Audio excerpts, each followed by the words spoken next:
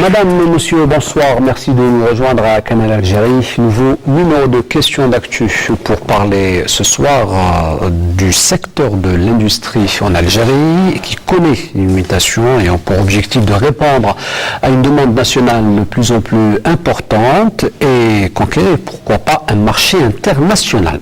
Alors, dans une récente déclaration, le ministre de l'Industrie, Abdeslam Bouchoueb, a déclaré à Sétif que l'année 2017 sera celle de la sous-traitance. Le débat que propose Question d'actu s'inscrit dans cette optique pour aborder l'enjeu de ce secteur en Algérie. Alors, quel intérêt de promouvoir la sous-traitance en Algérie? Quels sont les secteurs concernés? Quel est l'état de la demande et quels sont les secteurs clés? Autant de questions auxquelles nous essaierons d'apporter des réponses avec nos invités ce soir.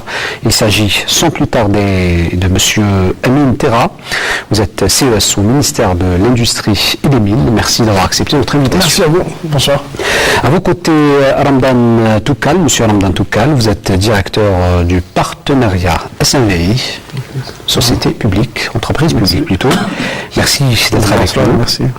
Également avec nous, monsieur Rachid Saï, vous êtes directeur du développement de l'entreprise Alakassi. Merci d'être avec nous ce soir. Merci pour l'invitation. Et également avec nous, monsieur Adel Bensassi, opérateur privé, chef d'entreprise spécialisé dans la mécanique de précision et maintenance industrielle. Merci d'être avec nous ce soir. Merci. Bonsoir. Alors, on entame notre débat en parlant justement de l'enjeu de la sous-traitance. Je commencerai avec vous, monsieur Amin Terra. Alors, dans une récente déclaration, le ministre de l'Industrie a déclaré donc que l'année 2017 sera celle de la sous-traitance. Il est encore très tôt pour faire un bilan, mais sommes-nous déjà sur la bonne voie? Oui, alors tout d'abord, je vous souhaiterais vous renouveler mes sincères remerciements pour cette invitation. Merci. Je pense que le thème de la sous-traitance est un thème très bien choisi et qui tombe à point nommé. Comme vous l'avez si bien dit dans vos propos introductifs, effectivement, monsieur le ministre de l'Industrie et des Mines a annoncé que l'année 2017 sera l'année de la sous-traitance. 2017, sera l'année de la sous-traitance. Et d'ailleurs, dans ce cadre, nous y travaillons au quotidien.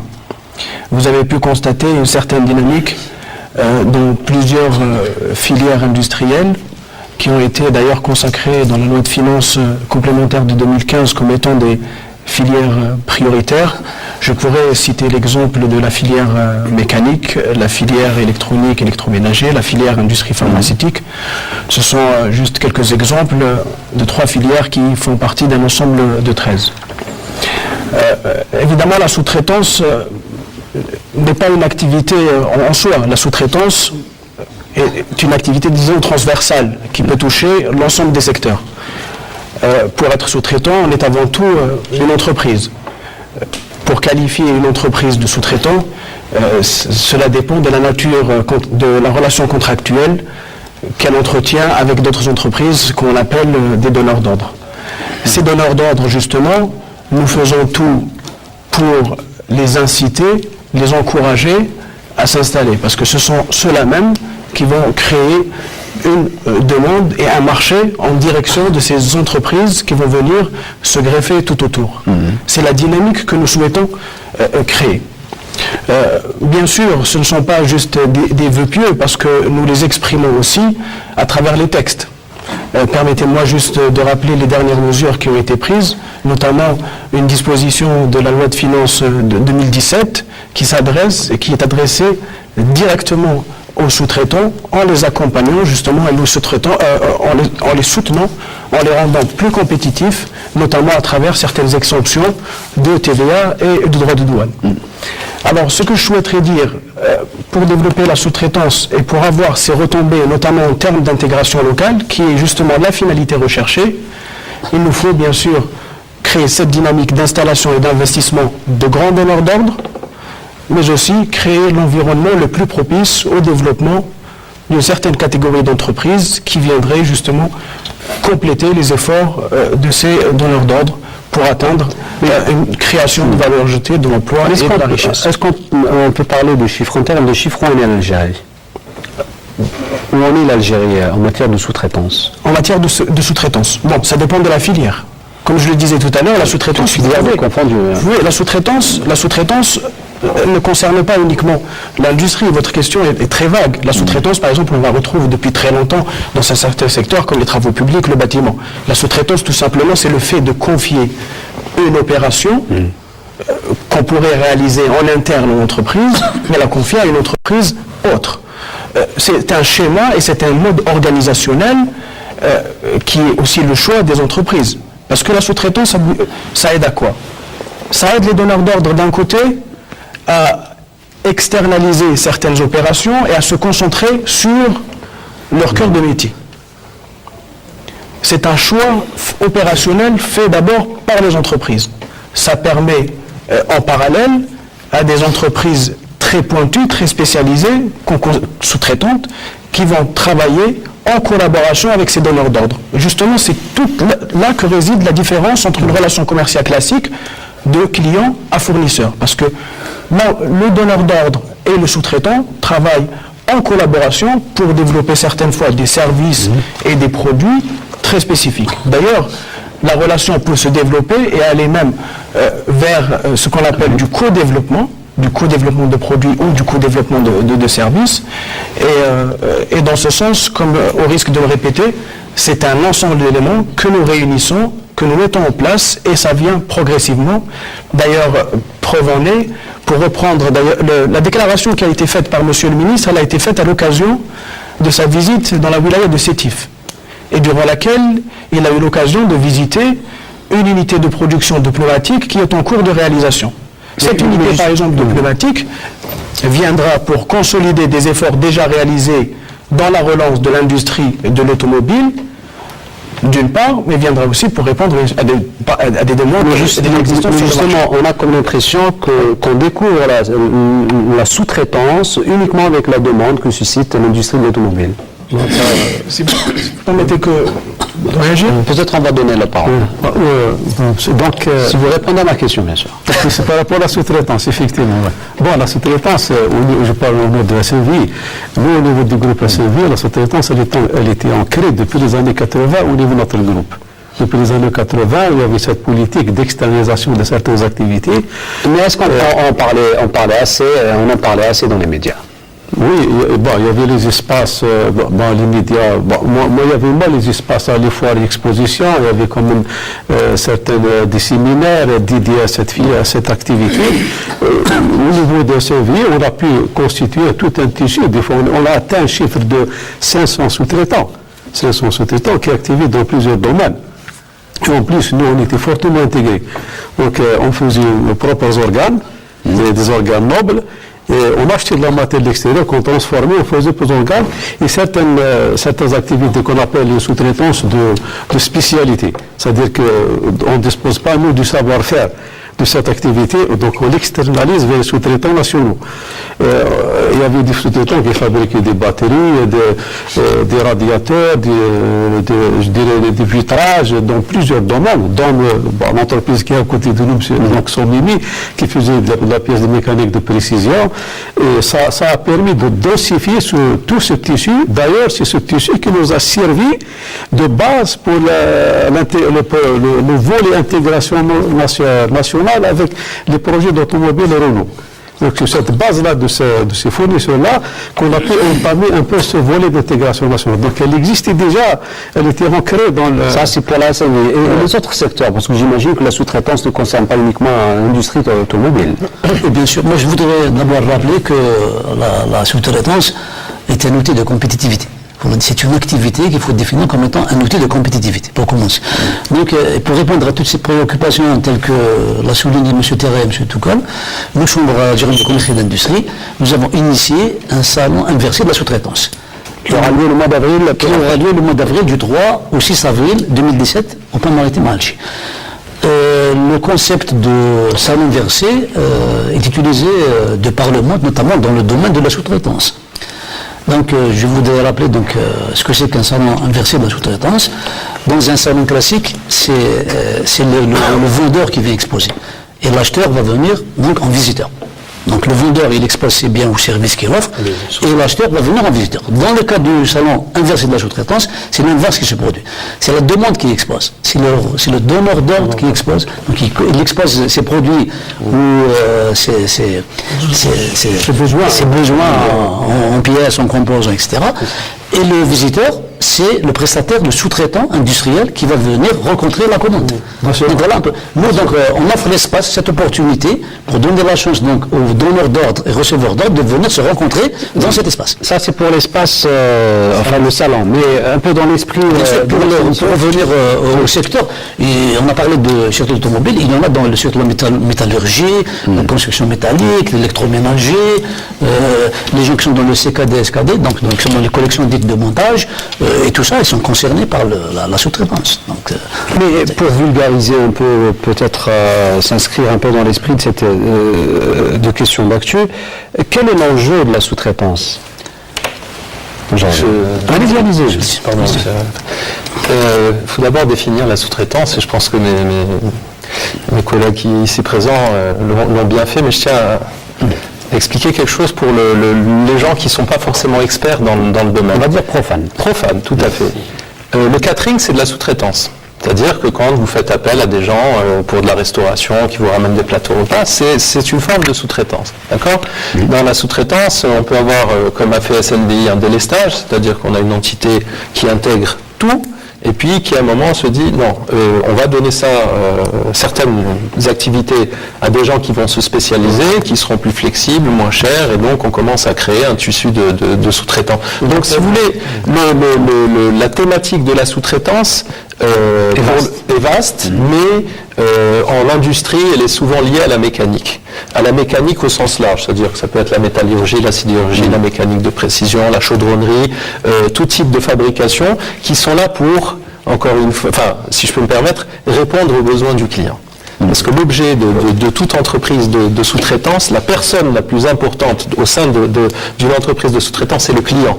Parce que c'est à travers lui qu'on va fabriquer ou prester par rapport aux besoins qu'il aura exprimés. Donc je pense qu'il faut cadrer un petit peu les choses par rapport à ça. L'enjeu, si on parle de, permettez-moi, cher ami, par rapport au ministère de l'Industrie et 2017, l'année de la sous-traitance, je pense qu'on parle bien de sous-traitance mécanique au sens large. On parle aussi bien de la mécanique dans l'automobile, dans les hydrocarbures, dans l'énergie, dans tous les domaines qui sont en train de se développer, parce que c'est une entreprise, c'est un secteur de support, d'appui. Si vous voulez, s'il n'y a pas de sous-traitance, on ne peut pas créer d'activité ou tout du moins la pérenniser. Je m'explique. Une entreprise ouvre dans une activité agroalimentaire. D'accord ? Elle transforme des éléments et puis elle les met en package, en emballage pour les vendre sur le marché. S'il n'y a pas de prestataire pour la maintenance de ces machines, s'il n'y a pas de prestataire pour la fabrication de ces équipements, et ainsi de suite, l'activité risque de péricliter très rapidement. Donc l'enjeu, il est là, il est double. C'est le maintien, c'est-à-dire l'accompagnement dans le développement d'une activité industrielle et de répondre, si vous voulez, aux besoins nationaux en sous-traitance. Besoins nationaux en termes d'économie dans le sens un peu large. On parle tout à l'heure de l'importance de développer un tissu de PME, car la sous-traitance se greffe généralement sur ce segment. Mais on revient à vous, Monsieur Terra. Je posais tout à l'heure une question, c'est-à-dire, je reviens un peu à cet enjeu. Alors, on parle plus souvent de ce secteur qu'avec le lancement de l'industrie mécanique. Non, pas uniquement. Nous ne pouvons pas restreindre justement notre intérêt. C'est pas votre objectif. Non, ce n'est pas l'objectif unique. Il y a d'autres filières qui sont très dynamiques et qui sont très prometteuses. Je prendrai l'exemple de la filière électronique, électroménager. Et d'ailleurs, tout le monde ici présent sur le plateau, et même les téléspectateurs qui nous regardent peuvent l'observer au quotidien, ont vu des parts de marché qui ont été récupérées par les marques algériennes et qui sont bien installées et qui se développent. Vous savez, l'intérêt, par exemple, pour ce type de filière, ce serait pour elles, ou pour ce type d'entreprise, ce serait pour elles de se concentrer sur leur sur le développement de leurs produits, sur leurs performances. C'est ça les améliorations qu'elles. Et elles pourraient se décharger justement en direction d'autres entreprises qu'on appellerait dans ce cas-là sous-traitance. Pour revenir à la filière mécanique, certes la filière de l'automobile de façon générale et au vu de la conjoncture actuelle et des objectifs premiers du gouvernement que sont justement l'import-substitution, la réduction de la facture d'importation et au vu du potentiel que représente et des niches, des gisements de valeur ajoutée que représentent ces filières, nous avons tout intérêt à accentuer nos efforts sur celles-là. Elles nous sont accessibles, elles sont à portée de main et nous voyons dès à présent les premiers résultats. Vous voyez, alors c'est tout un schéma qui a été tracé par le gouvernement. Ce n'est pas le travail d'un jour, c'est plusieurs années de régulation de marché, d'observation des réactions des marchés. Mais quelle est justement la valeur ajoutée de la sous-traitance dans un système basé beaucoup plus sur la CKD et non pas la SKD? Alors bon, c'est différent. Avant de répondre à votre question, je souhaiterais préciser quelque chose. L'intérêt à développer la sous-traitance, c'est aussi l'intérêt de développer l'entreprise. L'intérêt de développer le monde de l'entreprise n'est plus à expliquer, n'est plus à démontrer. L'entreprise est la source de richesse, c'est la source de l'emploi, c'est la source de la valeur ajoutée, la source de d'une économie forte. Et là, la différence, la sous-traitance crée des synergies, permet de mutualiser, permet de fédérer, de regrouper, et surtout de se spécialiser. Ensuite, pour répondre à votre question qui est très précise, qui porte sur le dispositif CKD-SKD, en tout cas vulgairement appelé, mais c'est le dispositif de soutien aux industries de montage. Je préfère peut-être la terminologie anglo-saxonne qui est très précise. Oui, bon, alors... complet et absolument, c'est différent. Absolument. Évidemment, la distinction est là. CKD-SKD. Alors, ça dépend, en réalité, ça dépend du niveau de décomposition de collection. Parce que ce qui constitue un produit fini, c'est un ensemble d'intrants qu'on qualifie de collection. Et un CKD, c'est à un niveau de démantèlement qui est quand même assez avancé. Cependant, le SKD, il y a déjà un pré-montage. Alors, en travaillant déjà, en transitant du SKD vers le CKD, c'est déjà de l'intégration. C'est de l'intégration déjà d'heures de travail. C'est des heures de travail payées localement et non pas de la main-d'œuvre étrangère. C'est déjà un pas de franchi. Ensuite, il y a la notion d'intégration matérielle. On intègre évidemment des composants parce qu'on commence à observer ce qui peut être fait localement. Si je prends l'exemple de l'électronique, c'est une filière que nous soutenons parce qu'elle a fait ses preuves. Nous savons qu'il y a encore des choses à faire. Nous restons très optimistes. Certains composants représentent des obstacles technologiques. Je prends l'exemple dans une télévision, la dalle de l'écran. C'est quand même aujourd'hui difficile d'imaginer que nous la fabriquerons aujourd'hui, c'est en Algérie. Je prendrai l'exemple du processeur informatique. Il y a 3 opérateurs, 3 fabricants de processeurs informatiques dans le monde. Les dalles téléviseurs, c'est la même chose. Mais pour tout le reste des composants, ce sont des choses qui sont à notre portée. Alors, la montée en intégration évoluera forcément avec l'évolution de la sous-traitance, parce qu'au fur et à mesure, nous intégrerons des parts au travers des entreprises à créer, à soutenir, à accompagner. Et alors, ça sera passage du SKD vers le CKD, on intègre des heures de travail, intégration aussi, on peut parler aussi d'intégration financière. L'intégration financière, c'est quoi? Je prends l'exemple de l'entreprise Renault. Renault Algérie Production. L'intégration, elle ne se fait pas que dans les intrants, dans ce qui est matériel. L'entreprise évolue vers une intégration financière, je m'explique. L'intégration financière, c'est aussi, par exemple, payer des services à des compagnies algériennes et non pas à des compagnies étrangères. Et ça commence par le fret maritime. En réalité, c'est des niches qu'on va récupérer au fur et à mesure. Au fur et à mesure. Allez-y. Pour abonder dans les choses de M. Terra, la sous-traitance dans l'automobile, avec le projet de partenariat, elle a pris une autre dimension, on l'appelle intégration locale, parce qu'elle intègre pas mal de paramètres. Cette intégration inclut la sous-traitance des pièces, des composants eux-mêmes, plus la valeur ajoutée du montage, de tout ce qui est, voilà, ce qu'on a au travail à l'atelier, toutes les opérations de montage, tu commences une intégration usine, plus tous les paramètres, toute la logistique assurée par les nationaux. Donc, pour abonder dans le sens de M. Terra. C'est comme ça, suivant ces paramètres que l'intégration locale, elle est calculée, c'est une valeur, donc il tient compte de ces trois paramètres. Je prends l'exemple de Renault, on a travaillé par rapport à ces paramètres-là. En ce moment, on est à fin 2016, le taux atteint il est de 20,8%. 28,4%. 28,4%. Voilà. Alors, pour 2017, il y a un objectif à atteindre de 36%. Et à l'horizon de 2021, il est prévu d'atteindre les 42%.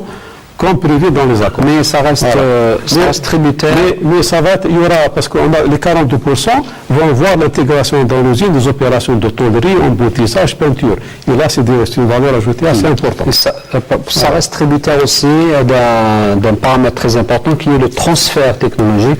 Je parle à vous, Monsieur Adil Bensassi, d'autant que vous êtes dans un secteur très précis, la mécanique de précision. Oui, savoir que historiquement, on a été le premier fournisseur de la SNVI en pièces de première monte. C'est-à-dire que les pièces qui sont assemblées sur les lignes de montage des véhicules industriels fabriqués par SNVI, à l'époque où c'était les produits qui étaient issus de la gamme Berlier qui étaient fabriqués au niveau de l'UEBA. Parce qu'ils avaient un niveau de décomposition, comment dirais-je, de ces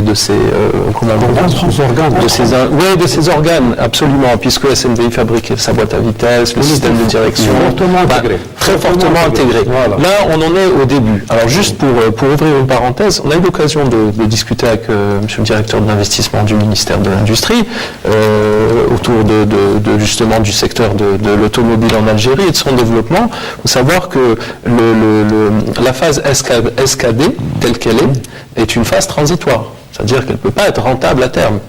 C'est pas possible. On ne peut pas tout ramener de l'extérieur, assembler, même si, je suis d'accord avec vous, hein, il y a des prestations qui sont payées localement, il y a une intégration aussi bien des services que des biens. Mais si on n'arrive pas à un seuil critique, on parlait de ce chiffre de 40% en valeur, il n'est pas viable de faire du montage dans les années à venir. Donc c'est une phase transitoire. Sans parler du transfert technologique. J'y viens. Vous êtes... les organes sont fabriqués par des équipementiers. D'accord ? Dans la chaîne donneur d'ordre constructeur automobile viennent les équipementiers, puis les sous-traitants ensuite. Si vous voulez parler de transfert de technologie, d'abord, il y a un transfert de technologie dans la phase montage qu'on est en train de voir, qui est en train de se développer actuellement. C'est d'abord un premier transfert de technologie. Deuxièmement, il nous manque un maillon de la chaîne. Parce que ces équipementiers, s'ils ne viennent pas, les sous-traitants ne peuvent pas intégrer la chaîne de fabrication. Je parle par exemple de systèmes d'embrayage, systèmes de freinage, de transmission, de moteur, etc. Donc ces sociétés qui sont spécialisées, elles ont le savoir-faire et c'est elles qu'il faut encourager à venir s'installer en Algérie pour être et donneurs d'ordre et nous permettre de profiter de ce fameux transfert de technologie. Vous me tendez la perche pour poser la question et à M. Rachid Saï et à M. Terra. Je reviendrai dans un instant à vous. Pour vous poser la question suivante, est-ce que le climat des affaires en Algérie et le cadre juridique est adéquat? Il y a les conditions sine qua non pour développer justement, attirer ces idéaux et développer une sous-traitance et un transfert de technologie. Je pense qu'il y a des facilitations en matière d'investissement. Le ministère de l'Industrie a revu le nouveau dispositif, la nouvelle loi sur l'investissement. Où ils viennent ou ils ne viennent pas? Donc, je pense qu'il y a des facilitations qui sont possibles. Il y avait juste la seule contrainte qui peut pénaliser un peu ces équipementiers, c'était la contrainte volume. Oui. Parce que s'il n'y a pas de volume, ce n'est pas rentable. Mais je pense avec tous les projets qui sont d'être mis en œuvre en Algérie, tous les projets automobiles, la contrainte volume va disparaître. en dehors de ça, je pense que le climat est favorable pour mettre en place. Je voudrais aborder le concept de le dispositif SKD-CKD. Moi, je dirais que si on n'arrive pas à faire de l'intégration en évoluant dans le secteur du CKD, il n'y a pas de sous-traitance. Si on continue à importer des composants et des pièces sans toutefois faire de l'intégration, on ne peut pas parler de sous-traitance. Donc je pense que, mais justement, le salon inversé que nous proposons, il s'agit donc de répondre d'une façon concrète aux orientations des hautes autorités du pays, donc visant la promotion, le développement et la promotion de la production nationale, en termes donc de sous-traitance. Donc l'objectif principal de La politique du gouvernement, est-ce qu'elle suit? Oui, absolument. D'ailleurs, je vais rebondir d'abord sur ce que disait M. Zotchi, que je rejoins parfaitement, en tout cas, dans ses idées. Autant d'ailleurs que notre ami Alakassi, que je remercie d'ailleurs pour leur initiative. Nous vous accompagnons d'ailleurs dans l'organisation de ce salon. Ils sont le soutien actif donc, dans cette opération. Le soutien actif. Merci beaucoup. D'ailleurs, il est placé sous le haut patronage de son Excellence, M. le Président de la République. Pour vous dire tout l'intérêt que porte le gouvernement et les autorités publiques pour justement pour la sous-traitance et pour l'intégration qui est une priorité, est un projet gouvernemental. Alors pour revenir à ce que disait M. Zotchi, effectivement... Pardon. Vous faites un lapsus, ça sera pas lapsus. Voilà, allez-y. Excusez-moi. Alors, M. Bensassi, effectivement, nous sommes aussi conscients que vous que des projets basés uniquement sur justement des dispositifs CKD ne seront pas viables à terme. Et vous savez, la question que se posait à un moment lorsque nous faisions un travail de fond pour encourager Renault ou attirer d'autres constructeurs à venir s'installer en Algérie, c'était la question de la poule ou l'œuf, celui qui vient avant. Alors, si on dit aux équipementiers, venez vous installer, on nous dit, bon, il n'y a pas d'industrie mécanique et de ce fait, nos produits seront destinés à qui ? Et si on invite les constructeurs vous diront aussi que bon, vous avez un maillage de sous-traitants qui reste très très fragile, très très faible. Mais bon, nous avons fait quand même le pari de réguler le marché de l'automobile, ce qui a dégagé des capacités très intéressantes à venir récupérer, surtout à travers le dispositif des licences d'importation, pour vous dire que ce travail est un travail de fond, qui passe par plusieurs dispositifs, plusieurs mesures. Ça ne se décrète pas comme ça du jour au lendemain. Et maintenant, nous atteignons des volumes prévisionnels, en tout cas à l'horizon 2021, qui vont atteindre les 400 000 véhicules, toutes catégories confondues. C'est ce qui offre aujourd'hui un marché très très intéressant pour les équipementiers. Et effectivement, comme vous le disiez, l'équipementier est un maillon essentiel de la chaîne dans la mécanique. Et d'ailleurs, pourquoi on revient toujours à la mécanique ? Parce que c'est l'une des filières et l'un des secteurs d'activité dans le monde qui sollicite le plus de sous-traitants et qui draine autour de lui le plus d'entreprises. Bien sûr, il y a un autre qui est l'aéronautique, mais nous n'en sommes pas là aujourd'hui. Je vous donne l'exemple, Airbus, autour d'Airbus gravitent 40 000 entreprises. C'est Airbus. Autour des constructeurs automobiles, on n'en gravite pas moins. Alors, progressivement, nous avons mis en place justement, nous avons créé ce marché. Nous créons l'environnement qui rendra compétitifs les entreprises à créer. Je pense que tous les éléments sont aujourd'hui réunis. Allez-y. Concernant toujours l'automobile, j'ai abordé l'automobile, comme SNVL est actionnaire de la société avec Renault, la solution d'attirer un peu les équipementiers, certains quand même, ils ont le courage de venir en Algérie. On les a mis en relation avec des potentialités nationales. On a constitué des GV entre le fournisseur national et l'équipementier de Renault qui ont bien voulu venir en Algérie pour créer cette GV, devenir un équipementier. Et à partir de là, il y aura après la sous-traitance. Joint venture. D'ailleurs, actuellement, il y a 5 déjà qui sont nominés au moment du départ Renault. 2, Tawa déjà livre des pièces qui se montent sur la symbole et la Sandero, les faisceaux électriques, les sièges, ainsi que les pièces plastiques. Ceux-là, donc, ils sont montés en compétence avec moyennant partenariat avec des fournisseurs de Renault et l'accompagnement de Renault, parce que c'est lié dans le contrat de partenariat. Renault accompagne ces GV-là. Pour la montée en compétence. C'est un élément très important. Allez-y rapidement. Si vous permettez, très très brièvement. Alors, tout ce qu'ont en commun, d'ailleurs, ces projets qui sont en cours de réalisation, qui ont été annoncés dans le domaine mécanique, ils sont tous soumis à un même cahier des charges qui vient justement encadrer cette activité de production et de montage de véhicules. Et parmi ces obligations, il y en a deux que je citerai, qui sont très très importantes. La première, c'est une obligation de résultat, en termes d'atteinte de taux d'intégration, de manière évolutive bien sûr, parce qu'ils devront atteindre 15% au bout de la 3e année et 40% au bout de la 5e année. Progressif. Ce sont des engagements auxquels les constructeurs se sont soumis. Et en parallèle de ça, il y a des engagements vis-à-vis de leurs partenaires algériens, parce que les partenaires, les investisseurs algériens sont liés aux grands constructeurs de premier rang, sont liés par un engagement de transfert de savoir-faire. Vous voyez, c'est une dynamique qui est engagée. Alors, à l'heure actuelle, tous les projets qui se développent intègrent dans leur business plan et dans leur réflexion première cette obligation d'atteinte du taux d'intégration arrêté par Sans le lequel il n'y aura pas un développement de la sous-traitance. Vous laissez rebondir pour reposer la question. Focaliser uniquement quand on parle de sous-traitance dans la mécanique. Des hydrocarbures, C'est la question que je posais tout à des l'heure. énergies renouvelables, pas mal de secteurs qui... Parce que le besoin aujourd'hui, selon les déclarations de plusieurs responsables, est créé à travers cette industrie automobile.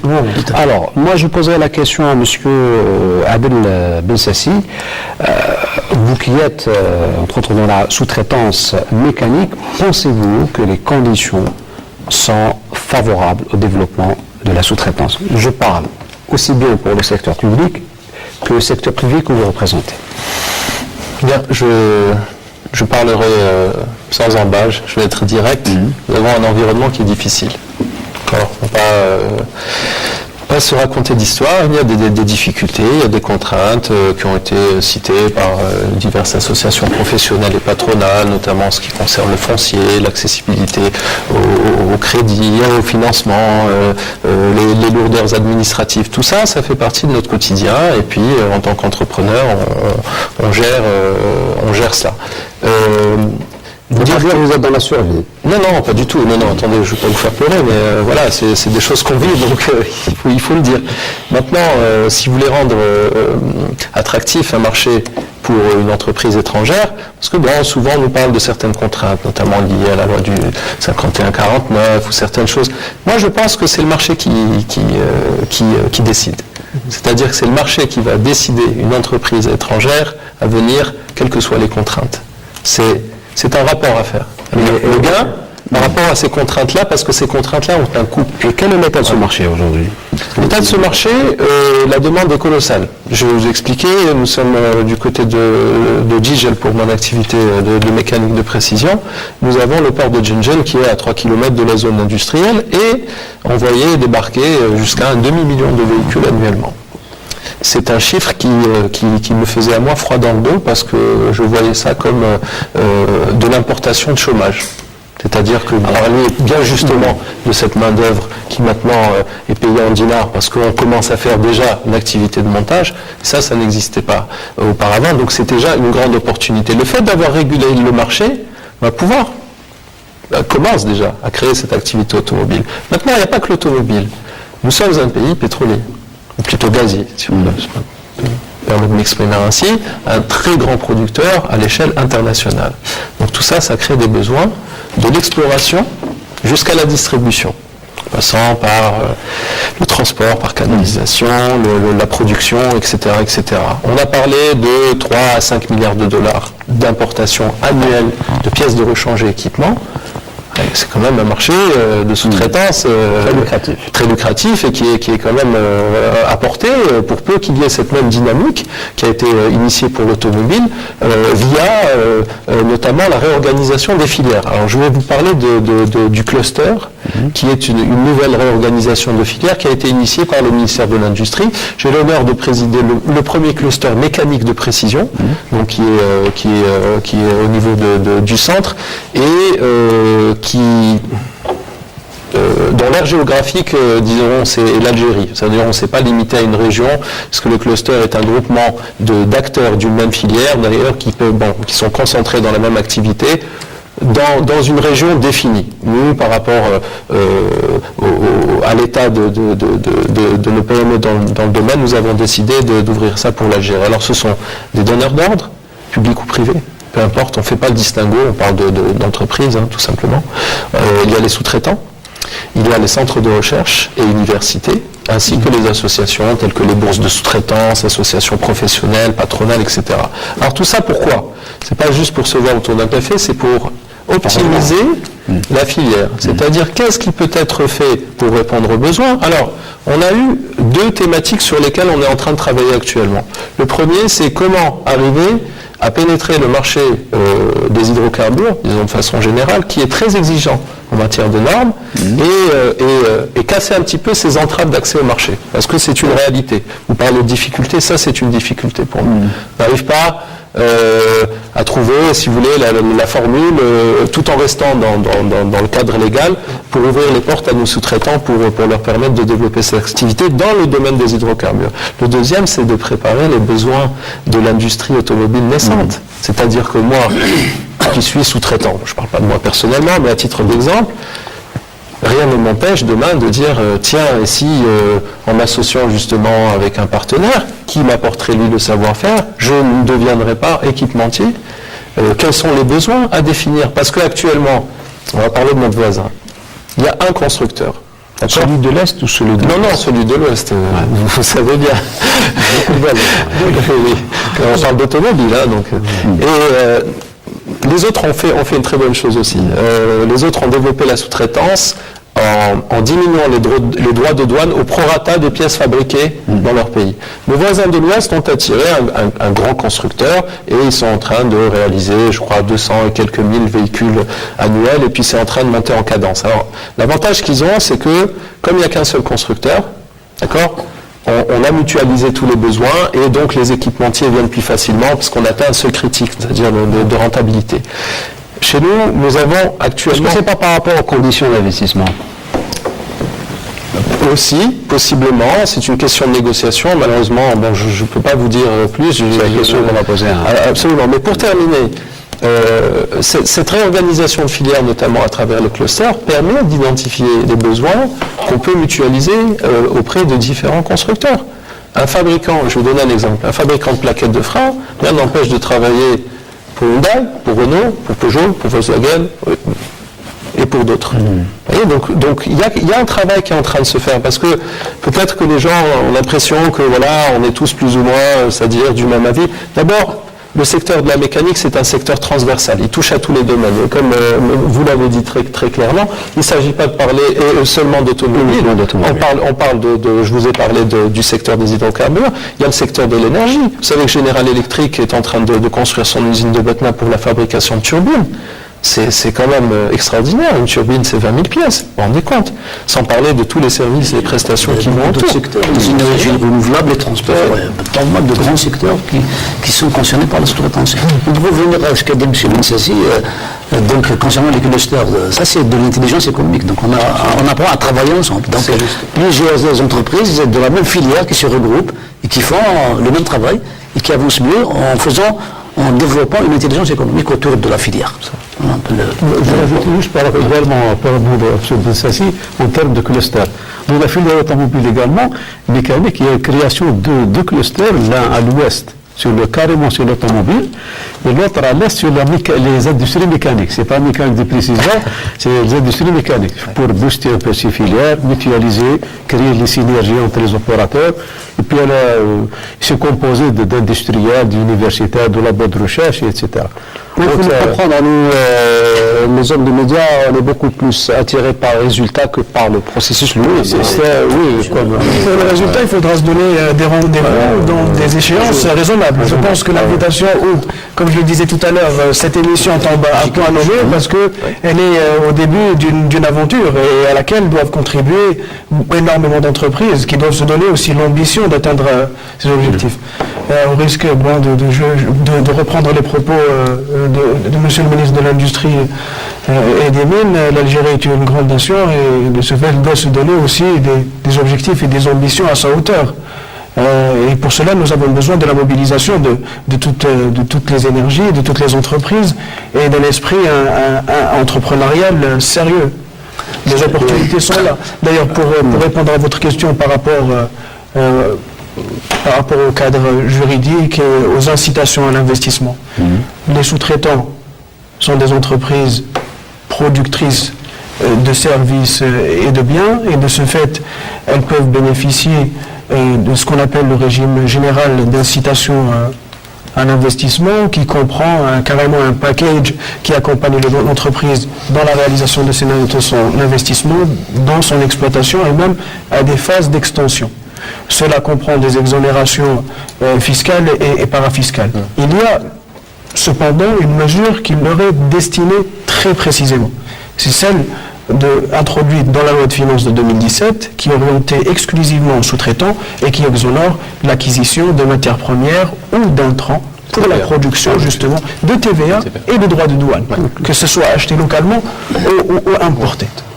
Ensuite, s'agissant des contraintes qu'a évoquées M. Bensassi tout à l'heure, mais tous les investisseurs vous parlent de conditions difficiles. Les conditions difficiles, bon, nous y travaillons, on travaille au quotidien pour les alléger. Les contraintes, il y en aura toujours, elles changeront juste de forme. Il y a quelque temps, nous parlions de contraintes pour l'accès au foncier. Cette problématique ou cette question ne se posera plus dans quelques mois, avec tous les parcs industriels que nous avons, que nous créons, en tout cas les zones industrielles que nous réhabilitons, tout le foncier qui a été dégagé. Exemple, c'est une des contraintes que nous avons surpassées, que nous avons dépassées. Les contraintes, elles peuvent prendre différentes formes à différents moments et nous y travaillons en temps voulu, mais je pense qu'aujourd'hui, l'environnement se prête vraiment à l'entreprise. Tout à l'heure, vous avez évoqué le problème d'environnement un peu difficile dans lequel évolue la PME. C'est vrai, il est clair qu'on ne peut pas parler d'entreprise compétitive si on ne rend pas compétitif l'environnement dans lequel elle évolue. Ça, c'est clair. Donc il faut rendre compétitif l'environnement de la PME. Je voudrais répondre également sur, vous avez parlé tout à l'heure des chiffres, ce qu'il y a des chiffres en matière de... J'imagine que c'est un peu la spécialité de la CACI. Oui, donc à travers nous avons déjà organisé trois éditions, 2011, 2013 et 2015. Et bientôt la 4e édition. Donc selon les bilans que nous avons tirés des 3 précédentes éditions, nous avons remarqué une baisse sensible des importations en matière de pièces de rechange et composants. Ça, c'est les chiffres statistiques des douanes qui l'attestent. Oui, mais nous avons en partie beaucoup plus à la limitation. Et ça, c'est les déclarations des exposants, des donneurs d'ordre. Permettez-moi de rebondir un peu sur ce que vous dites. Est-ce que cette baisse est liée directement à la baisse des importations parce qu'on les a limitées, ou bien au fait que les donneurs d'ordre et les receveurs d'ordre se rencontrent, travaillent ensemble. Mais est-ce qu'ils fabriquent ces pièces en Algérie qu'on importe? Oui, il y a beaucoup de choses qui sont fabriquées. Parce que le problème, c'est que les donneurs d'ordre ne connaissent pas un peu ce qui se fait autour d'elles. Donc nous, notre objectif, c'est de ramener ces sous-traitants fabricants industriels pour qu'ils viennent rencontrer cette demande, pour leur dire voilà ce qu'on est capable de vous faire. Et c'est comme ça qu'on arrive à... C'est l'intérêt aussi des clusters. Des clusters aussi. Nous avons mis en place aussi un annuaire qui recense les sous-traitants. Bien sûr. Et pour les bourses sous-traitance, effectivement, elles avaient un rôle très important à jouer dans je dirais un peu la densification du tissu de sous-traitants automobiles. Et à l'annuaire qu'a dit M. Terra, effectivement, qui a été mis en place, le premier annuaire de la sous-traitance industrielle, mais pas la Bourse nationale de sous-traitance. Je voudrais rebondir par rapport à la compétitivité un peu des entreprises. Lorsqu'on a eu à visiter, à expertiser un peu les premières entreprises potentielles donc, qui pouvaient produire des pièces pour Renault, donc l'une des contraintes qui a été soulevée par les experts de Renault, c'était cette compétitivité en matière de prix de pièces, de coût de pièces. Donc cette contrainte, elle a été quand même levée par rapport à l'article qui vient d'être promulgué pour l'article 110 de la loi de finances 2017. C'est déjà un pas très important. Et il y a d'autres contraintes qu'il va falloir lever par le futur. C'est un peu l'accompagnement de ces sous-traitants dans les investissements capacitaires et spécifiques, et également dans la mise en place des normes automobiles. pour l'augmenter en compétences, et ça permet également quand même de préparer un peu ces PME à tous les partenaires étrangers qui vont s'implanter en Algérie. Donc il y a cette mise à niveau qualitative que les sous-traitants doivent mettre en place par les normes ISO/TSS 1949, normes automobiles. Et là, donc les sous-traitants doivent s'y mettre. Il faut un accompagnement des pouvoirs publics en ce sens. Alors, nous, comme on parle de sous-traitance et de transfert de technologie, on est l'université algérienne dans tout ça.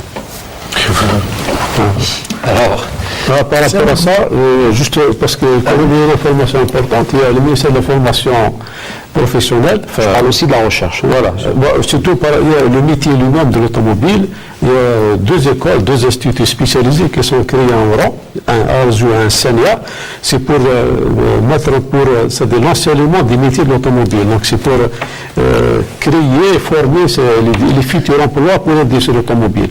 Et puis il y a les universités quand même qui participent à ces clusters-là spécialisés pour apporter à quelle hauteur justement comme c'est embryonnaire encore, c'est embryonnaire. Alors, je retiendrai le dernier mot, c'est embryonnaire. Oui, il n'y a pas de honte. Hein.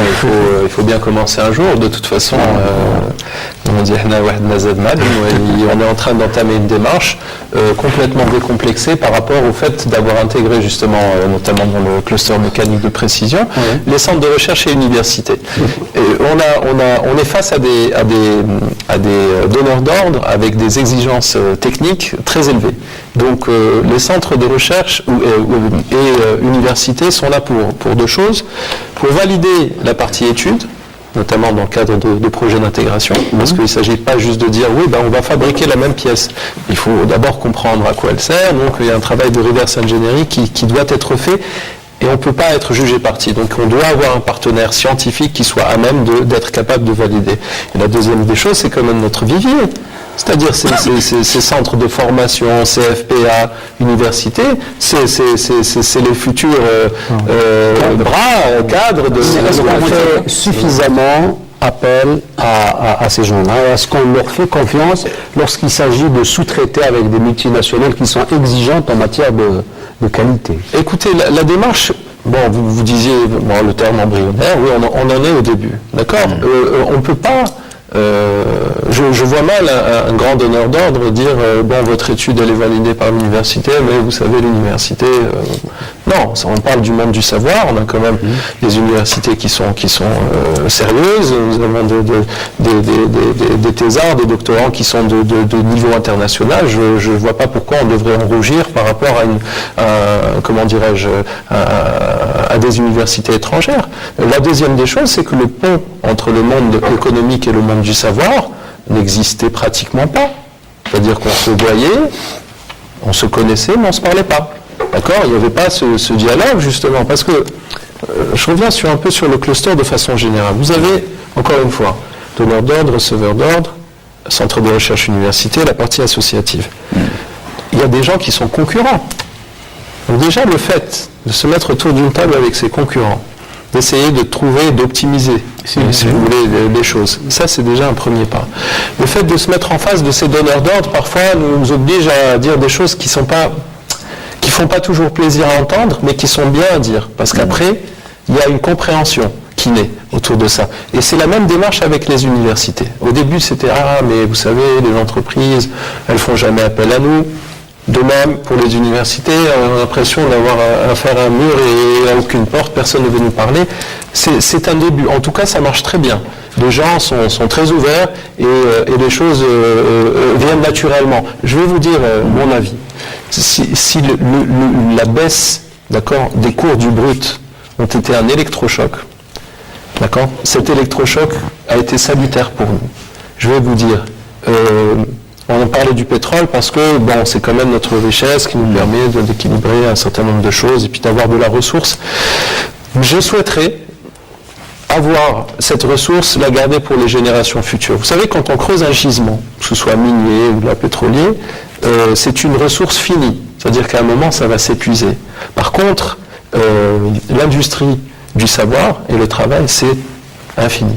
Donc c'est ce qu'on est un petit peu en train d'orienter là. Vous parlez d'université, de centres de recherche, de transfert de technologie, tout ça c'est le monde du savoir.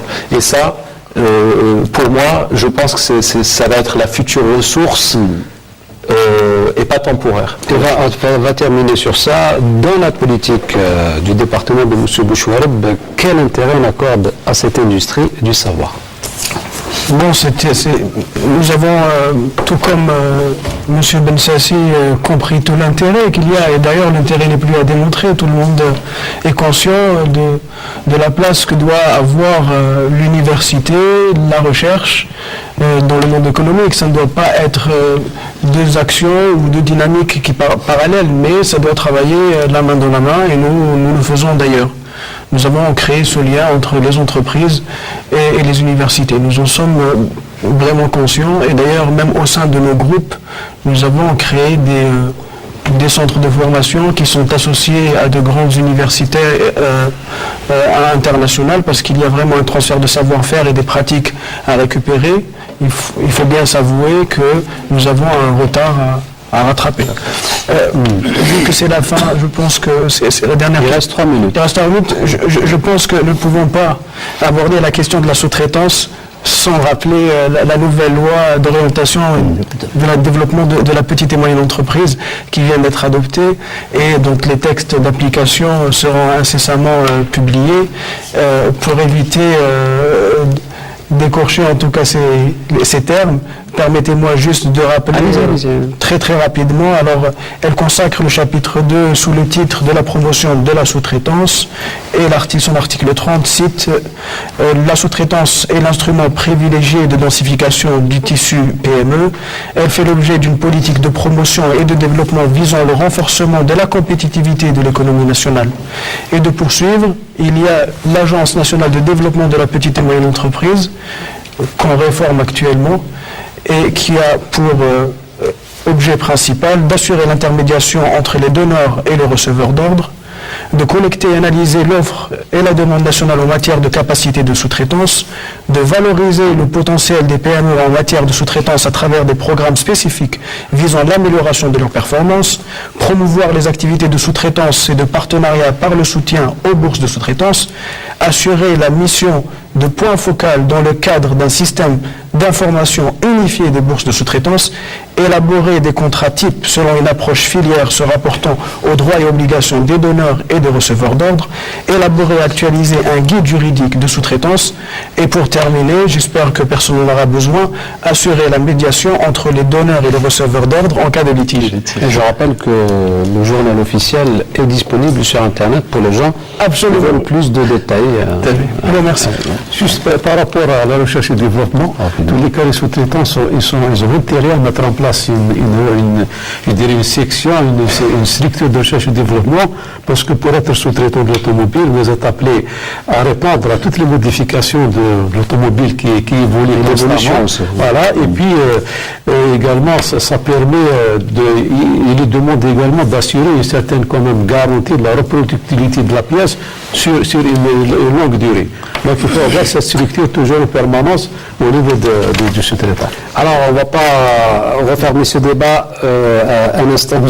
Rachid Zaï. Vous anticipez, sans parler bien sûr du Salon national anniversaire de la sous-traitance, un dernier mot. Très bien, merci. Moi, je voudrais revenir. M. Terra a parlé des obligations des uns et des autres, donc donneurs d'ordre et receveurs d'ordre. En marge de ce Salon anniversaire de la sous-traitance, le 4e édition du Salon anniversaire de la sous-traitance, nous avons prévu des conférences qui vont traiter un peu de toutes ces thématiques. Je peux les citer rapidement. Donc, on a prévu la première thématique qui va traiter donc, de la sous-traitance comme outil de compétitivité.